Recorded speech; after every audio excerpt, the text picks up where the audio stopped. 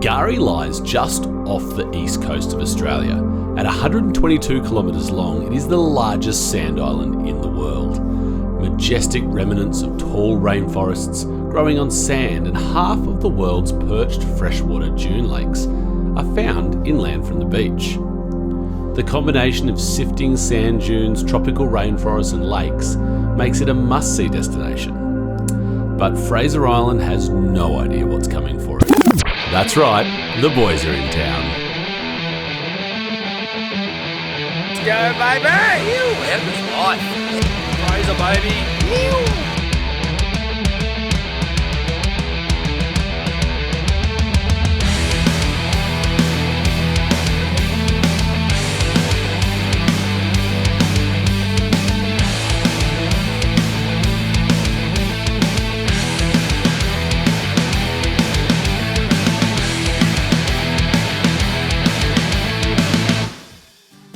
So this trip came about because the boys wanted to visit the island again after visiting when they were kids, but they also wanted to showcase their products that they make. So their trays and canopies for this sort of environment, it's perfect. Yeah, so the LMT lads, we met through, I think they were fans of the show and reached out to sort of do something together, or we did. I've been that pumped for this trip, man, for a long time. So I'm like, how fucking cool is this? We're about to go over to Fraser Island. How good's work?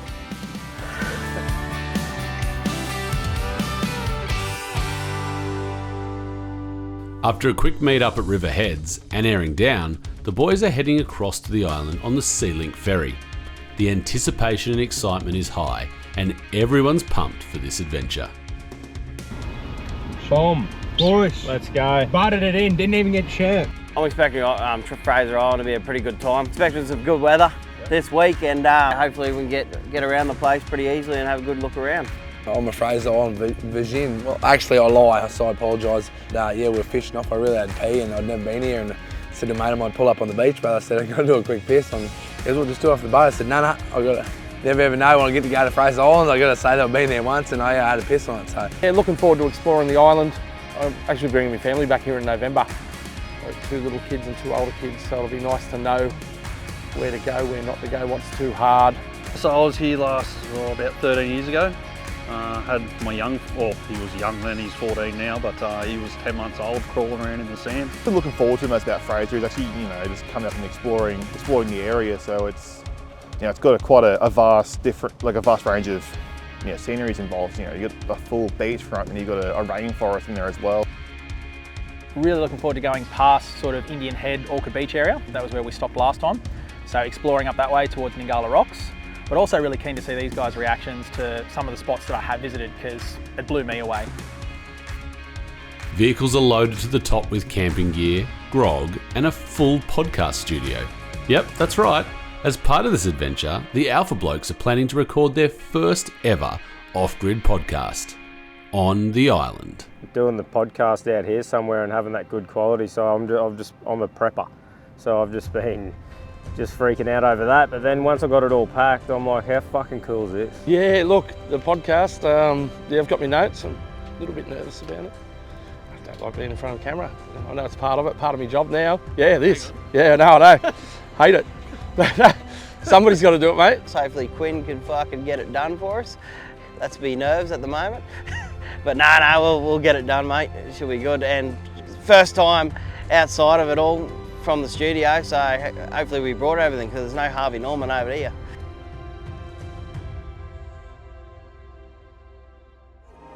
The ferry crossing out of the way, it's time to head across the island. This will be the first real test for some of these rigs. So my vehicle's a old Volkswagen Amarok. She's a 2011 model. She's stock-ish, so obviously got an LMT tray, snorkel, diff breathers. Yeah, it's pretty stock really. But she's my baby. It's a GMC 3500. It's awesome. It's different and new, and yeah, I'll never ever, that poor car never ever gets to go off-road apart from up the farm roads. Everyone's backed me in to get bogged, but they don't know she's got more torque than air just on that bastard. It's plenty of power there to get me out. So, well lads, we're on Fraser. This is my second time here. For those of you that haven't been here before, you're going to be in for an amazing time. Those that have been here before, still going to have an amazing time. So Cam, what are some of the things you're looking forward to most, mate? Just having a bit of a look around, mate. It's good to pop the cherry and get over here and have a bit of a look around. And just to see Knuckles without any camping gear survive this trip. So looking forward to that. Yeah, g'day guys, my name's Tom. I'm addicted to having fun and I reckon I'm in for a treat here because I'm already loving it. Group of good blokes and look, camping, fishing, driving around on an island and drinking a few tins around the fire. Does it get any better? No, it doesn't. My name's Knuckles. I'm looking forward to all the big tuna backpackers. They tell me they're on this island. They come thick and fast out of the grass, and so let's go, baby.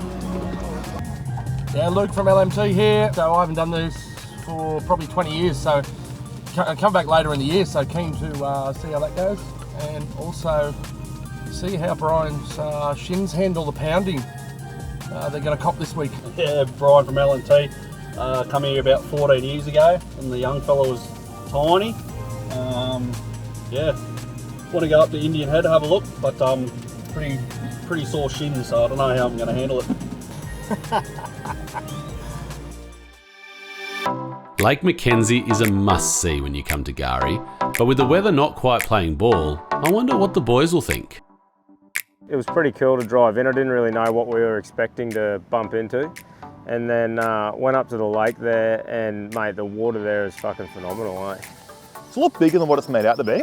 I've only seen a couple of photos from friends and family who've been up here, but it's a lot bigger than what I thought it was. I've been to Lake Mackenzie before. Yeah, quite like that. No chance I was getting in that water with the boys. It's too bloody cold. So today, visiting Lake Mackenzie, it's always a beautiful spot. It was freezing, but you can't come to Fraser and not swim in Lake Mackenzie. It's a bucket list item. So I was in there, Tommy was in there with me, which was great, so made the most of it.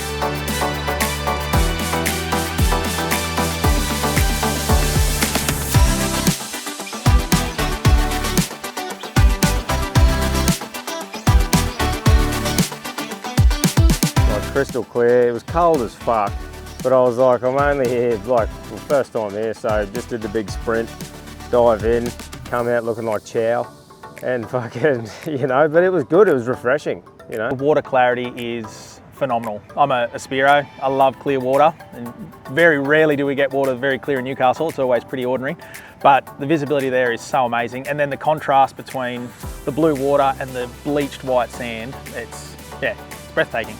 I didn't have a drink because coffee does the work for me. I couldn't imagine that on day one, so fucking awesome. Summer would be unreal there. I can imagine it'd be pretty packed too. It's all about balance.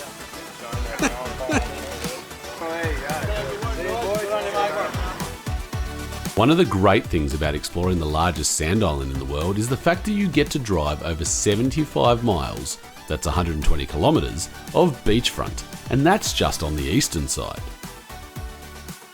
So when we came out through Eurong, straight onto the beach, it wasn't exactly the weather we were expecting, a bit overcast, a little bit rainy, but it's still amazing to see the contrast with the water and the sand and the boys cruising along in convoy, everyone having a bit of a laugh on the radios. Stop it, how good's that? Oh, I thought he said pull him off, not pull over. Sun would be nice, but you know, get what you give. That's with the dick you got. It was weird jumping on the beach where you don't have to be in four-wheel drive the entire time.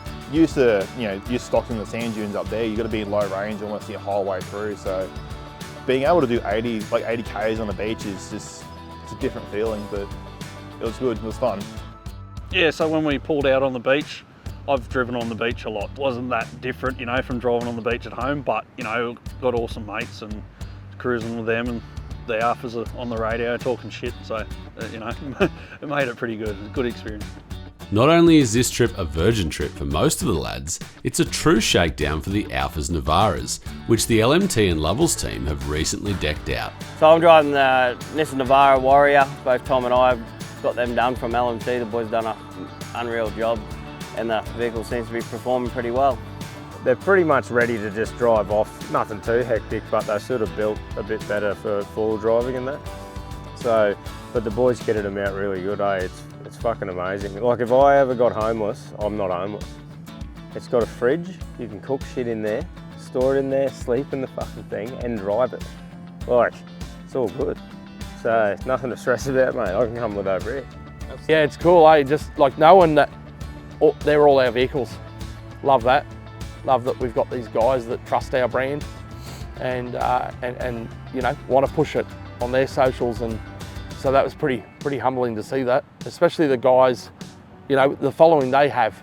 I feel like people trust them and they're pushing my gear, which we know how good it is, but we need to help get that word out.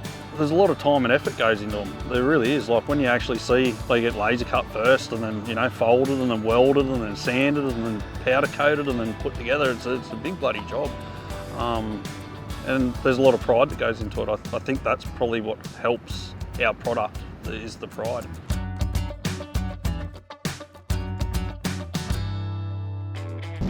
Righto lads, weather does not look that great, so how about we find a spot to pull up, set up camp for the hours and delete a few tens. What's the thoughts? Fuck off, mate. Sounds like a shit idea. You're queering again, Tom. Yeah, I've got a 1 metre sling in here too, so don't lift up too much or you get snug across the sand. In all seriousness, no, my mouth's getting a little dry, boys. Gonna have to wet the whistle. We've just got one little obstacle before camp, and that's to see how deep Eli Creek is. Eli Creek is one of those places that changes dramatically every time you visit Gari, and often it's simply not crossable at high tide. Today though, it's just a pretty little creek with a little step up on the northern side, which shouldn't present any issues for the boys making it to their date with a few tinnies.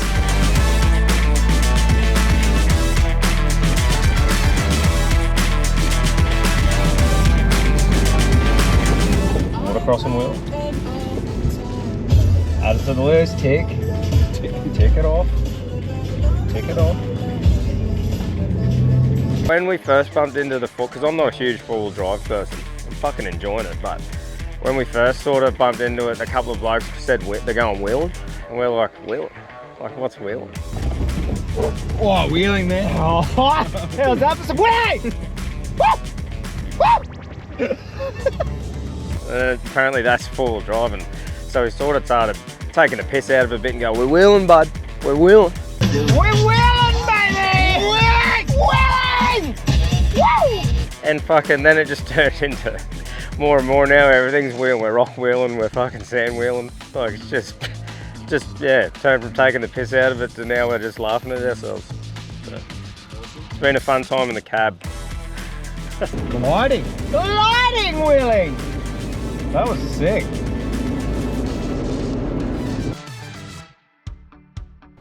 Yeah, so finding Camp the Savo, old Nux was driving along the beach in two-wheel drive and decided to shoot up in the dunes in two-wheel drive and got bogged. So finding camp, mate, was a bit of a rogue one because it cuts off the beach and then you can't see it till you go in there. So boys were just shooting up into every little nook and cranny until we found a half decent spot for the night. But we ended up finding a really nice spot for ourselves, so it's good. Yeah, so yeah, pulled up at the spot here, looked over, you got the beach all the way along there, you got the shipwreck up the other end, which I can't wait to check out. So on this trip, I'm driving my 2018 Nissan Navara. It's got a few modifications to it, a lift and wheels and tyres, that sort of stuff. But it's fully decked out with an LMT train canopy, so that when we do set up camp like we are here, everything's there, ready to rock and roll. So some people come, put the canopy on, run it bare for a little while and then come back and fit it out. But a lot know what they want straight away. So yeah, we have different internals. We can fit, you know, we fit a lot of slide out fridges or drawer fridges, not necessarily uprights. And then, you know, you can have your induction, you can have your pantries. You know, all our drawers are modular, you know, which people normally run on the driver's side. So you have 1, 2 or 3 banks of drawers. Yeah, so on the rear of the canopies, we can run spare wheel carrier, jerry can and gas. So enough for, I think there are 3.5 or 4 litre gas pump. And we also do a ladder. Righto, so I've got to show you something here. It's called the Bogan Schooner. So what you got to do first, crack your can, push, give her a bit of a help. Take a sip out. Nothing better than a cold can. The only little downfall sometimes is the glug you get out of it. It's the only thing that stops it from being a schooner. Poke a little hole in the back. Takes the glug out, baby. Let's go. Well, Lukey was mainly Luke from LMT reached out to us, and then yeah, about coming down, putting a tray on the ute. Can't knock it all. Like, it's a beautiful tray, and gets it done. You know, keeps it nice and light. I didn't go for the camping option because I need space in the back of my ute. I need always cutting boxes, always got stuff in the back, you know. Whereas I would have loved that massive, crazy setup that everyone else has, but you know, yeah, I'm very simplistic, and yeah, so it needs to be functional. And the boys delivered. I didn't get to know what they're doing or what they had in store, but yeah, they delivered hard, so it was awesome.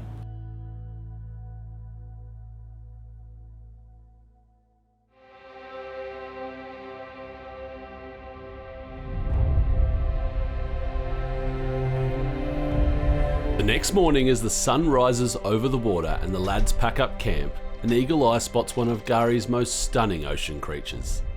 Between July and October, thousands of humpback whales move along the coast, looking for calmer waters. It must be a good day.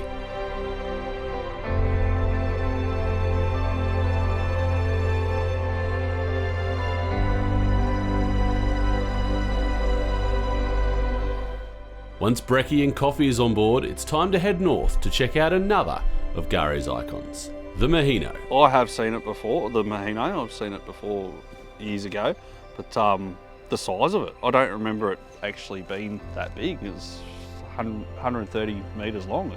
She's a big girl. It was great to wake up and head down the beach to see that boat, Mahino as it's called, and seeing the history of it as well. The SS Mahino was an ocean liner belonging to the Union Company of New Zealand that operated in the Tasman Sea, crossing between New Zealand and Australia from around 1905 until 1935. During World War I, the Mahino was converted into a hospital ship and took part in the Gallipoli campaign.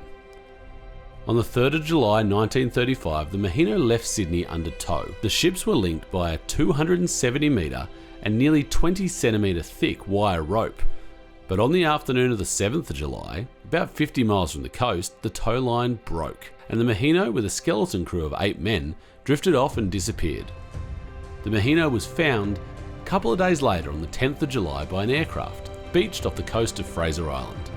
The crew had set up a great camp on shore. Now that would have been an interesting camping adventure. Yeah, so it turns out no blokes were cocked up leg or maybe chafe allowed near the boat, so unlucky boys. Breece was telling us a bit about the bombing the Army used as a bit of a training ground for it, but they actually never hit it.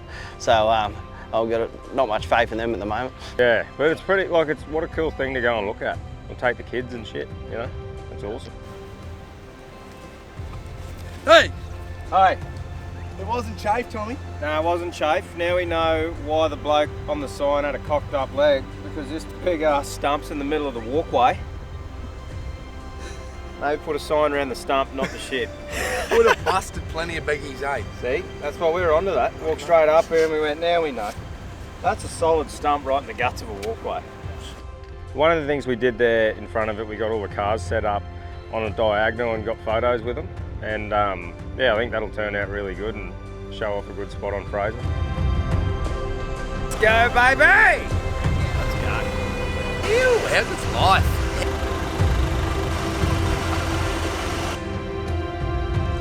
Fraser, baby. Ew.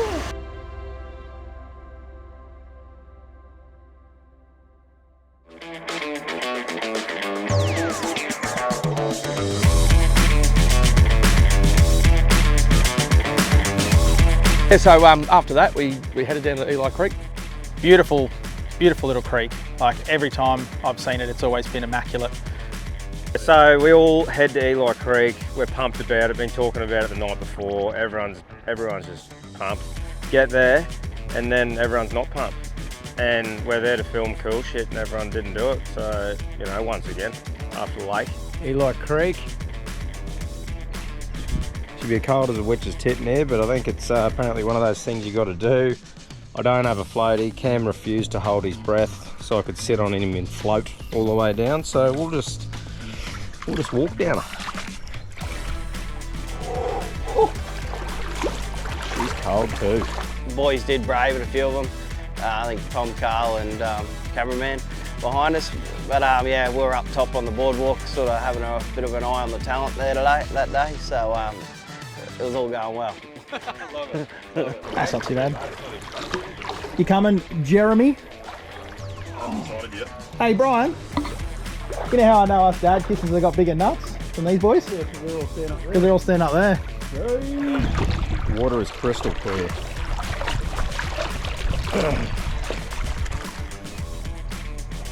Yeah, I think the Queensland is a bit soft really. They didn't even get in the water. It wasn't too bad because it was only, waist deep in there. So you didn't even have to get the shoulders wet. We forgot to bring a floaty and I wasn't that keen that I was going to get under in the shallow. Well, if you want to borrow a floaty, there's a thing for leeway for hire. For hire? What are we talking? Oh, you can have it for free, mate. Nah. All good. I think I just needed to walk down here to say I've walked down here and then I'm sweet. I reckon Eli would be great to have a big esky full of beers up the front and a bin down the bottom, and you had a floaty each and it was 1 beer per run, and then you go back up, grab your can, put it in the bin when you finish, and just a big rotation, gazebo sitting there, tunes, love it. That'd be great. Yeah, so after that we headed to Cathedrals. We filled up fuel, probably for the 50th time in my car. She's only averaging about 300 k's a tank on the beach, so plenty of fuel stops at the moment. Yeah, I think it's about 330 a litre. You come here expecting that, and especially when you drive an American truck like that. Once we fueled up, we sort of pulled the map out to make a bit of a game plan. Yeah, so Tommy had this idea that he wanted to go over the west coast of Fraser to get a flatty.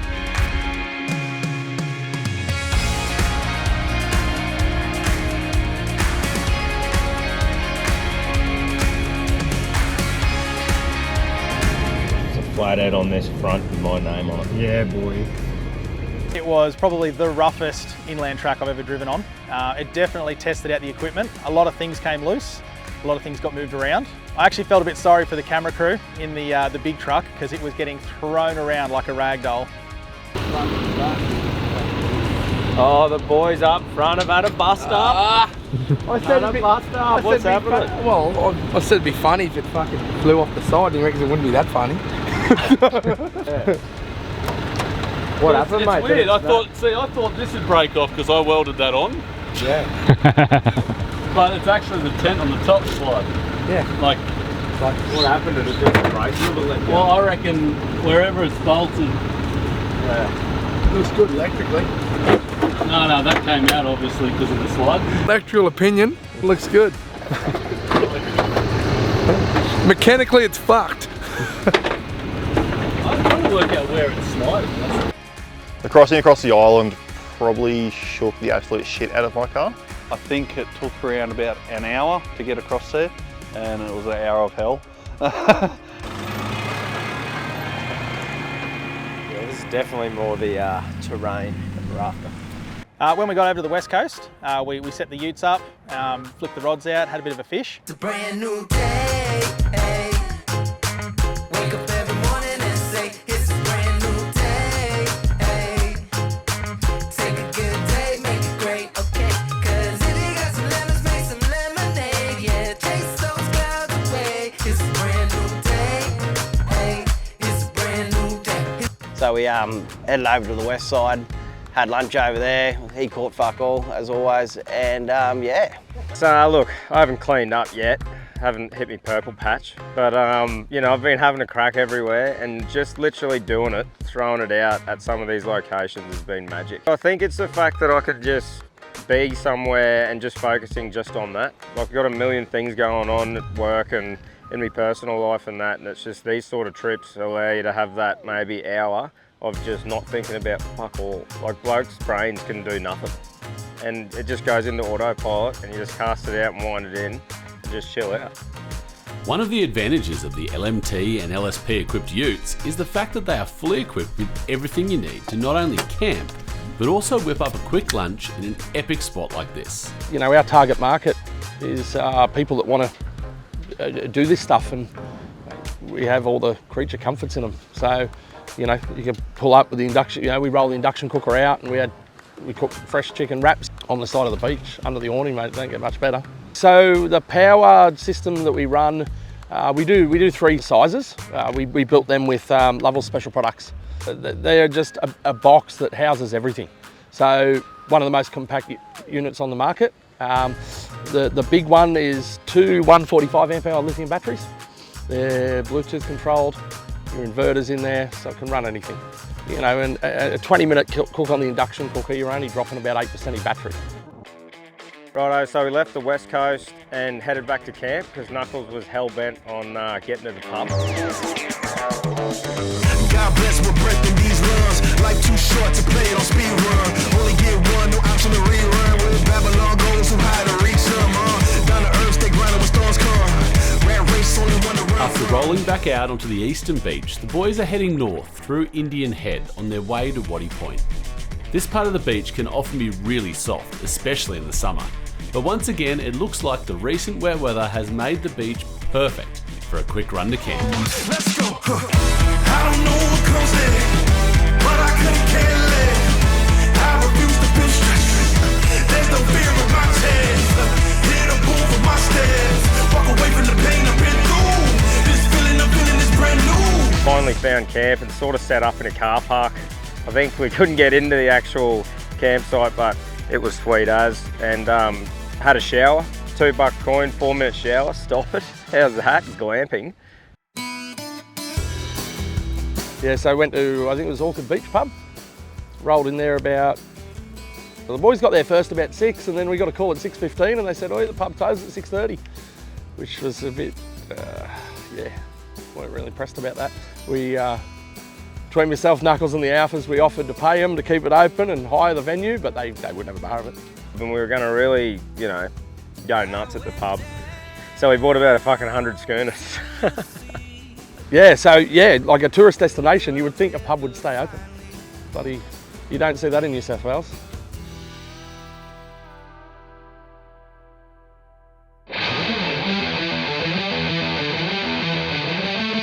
Next episode, the crew take on Ngala Rocks. Find paradise up at Sandy Cape. This is like the Margot Robbie of locations. It was like the scene out of a movie, honestly. It's like the director went, fucking go. And we come around and there was a dingo on the beach, there was dolphins in the bay, which probably scared me flat out away, that's why I haven't caught one. And then what else? We had eagles coming in, people fishing along the beach. Pretty good. Before setting up for the first ever Alpha Blokes off-grid podcast. This is True Adventure.